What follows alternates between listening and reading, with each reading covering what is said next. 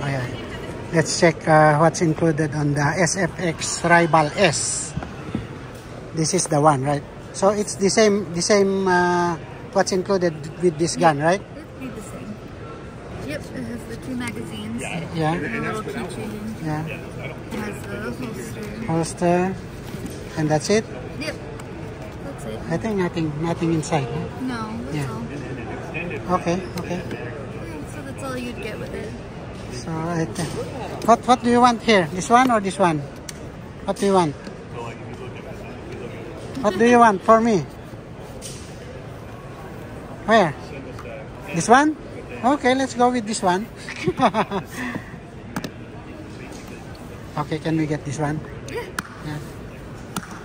Finally, ito nakuha na natin itong Canik Rival S, pero itong dark ang kinuha natin.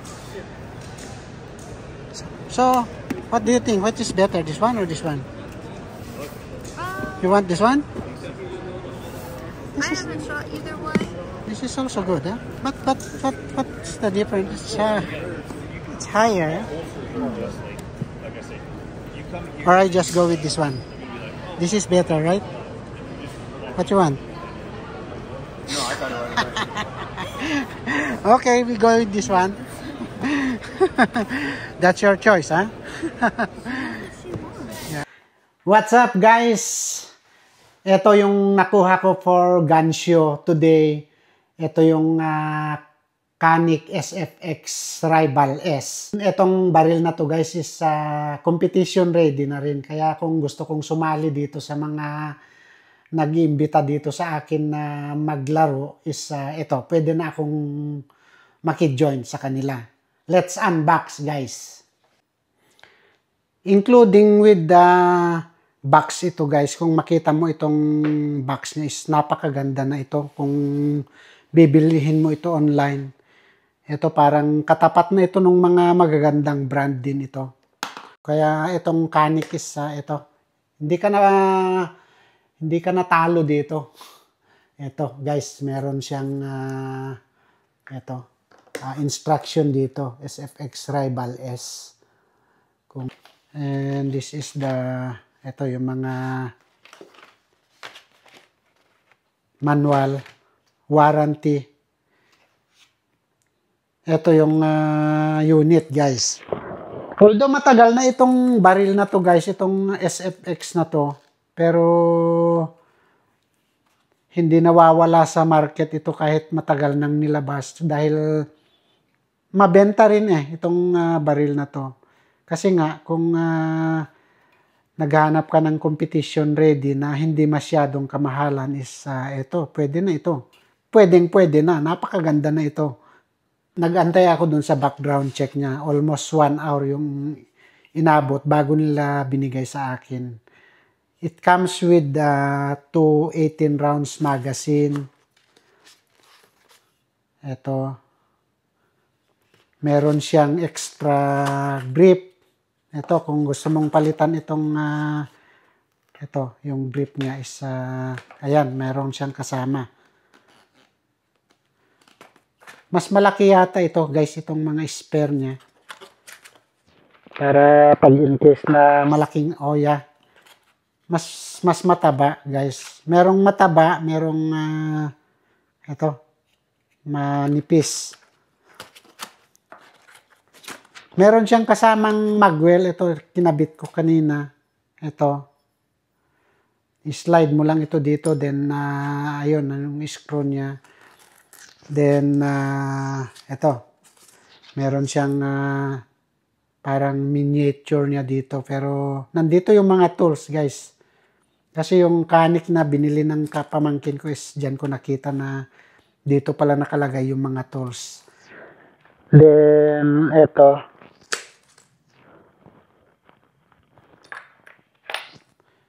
For the magazine. Ayan. Yung para dito. Oh, I don't know. Ito, bago lang tayo sa Canik, guys. Kaya, hindi natin alam kung anong mga gamit niyan. YouTube muna natin. Ito, meron siyang kasama rin na 5 adapter para sa optic. Ito.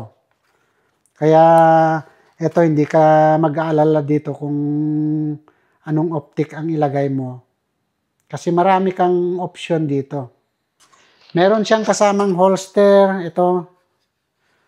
Then, may kasamang lock para sa trigger. Meron siyang, ito, yung magazine loader. Tapos, ito, may extra pa siyang lock para dito sa trigger niya, quality control, canic. Then, ito yung mga cleaning tools niya. May screwdriver, merong ito, yung mga panglinis sa barrel. Ito yung brush niya. Tanggalin natin tong ito. Kasi ito yung lock nila sa gansyo to. Para hindi mo masyadong makasakasa pagka hinahawak-hawakan mo sa gansyo. Pero yung ibang baril is okay lang na ikasa mo, kalabitin. Oh, smooth na smooth ha.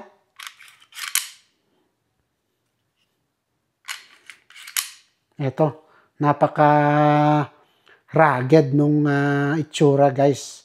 Makita mo yung mga ito, serration dito sa slide niya is may butas pa dito, meron dito sa taas. Tapos meron dito sa kabilaan pala ito.